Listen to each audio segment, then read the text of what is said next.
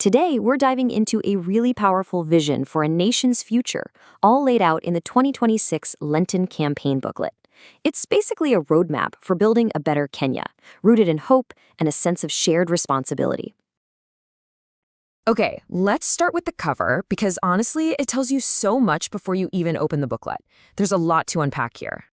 So, the first thing you notice is the map of Kenya, right? But look closer.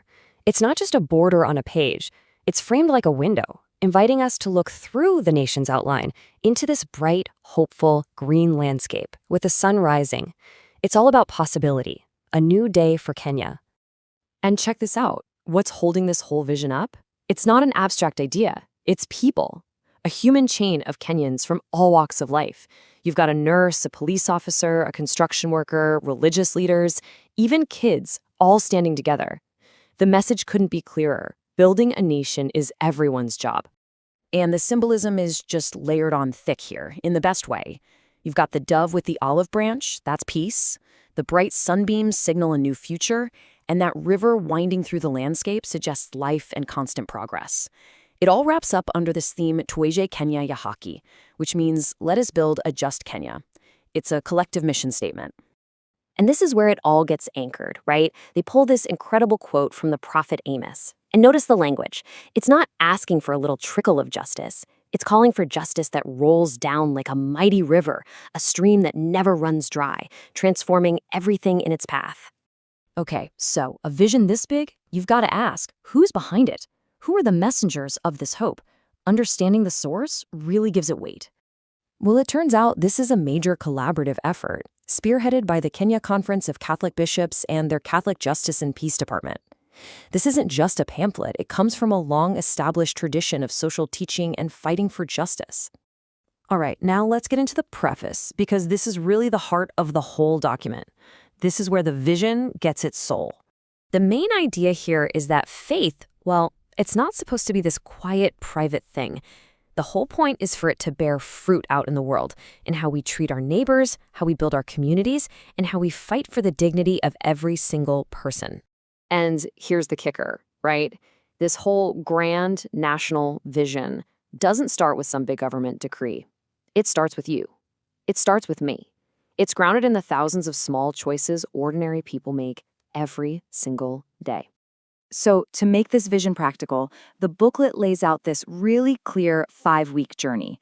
Let's take a look at that roadmap. The campaign walks you through 5 weeks, and each week dives deep into a huge piece of modern Kenyan society. It kicks off with leadership and integrity, then gets into the tough stuff like public debt, then the foundational idea of the sanctity of life, moves on to the very current challenges of youth and technology, and wraps up with our duty to the planet, the cry of the earth. And you can really see the logic in how they've laid this out, can't you? It's not random.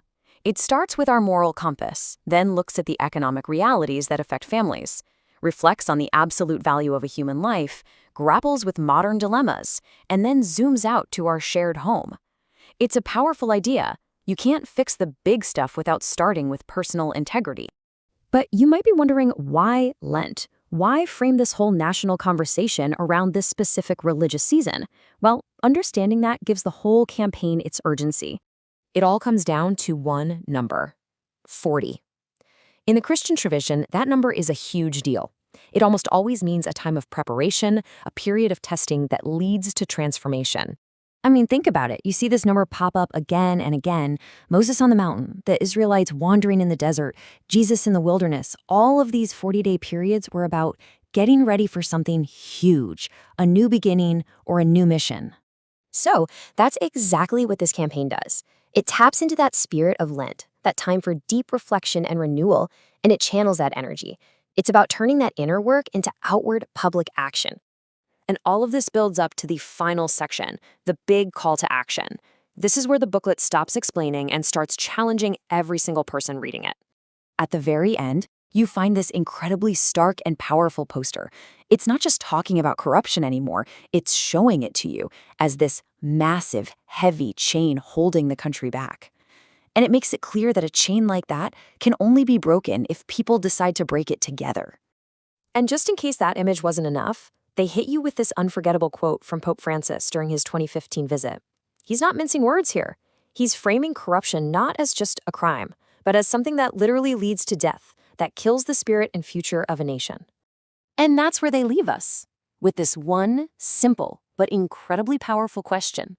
It turns this whole document from something you just read into something you have to answer. It's asking, what are you going to do about it? What small, concrete act of justice or integrity can you do to help break just one link in that chain?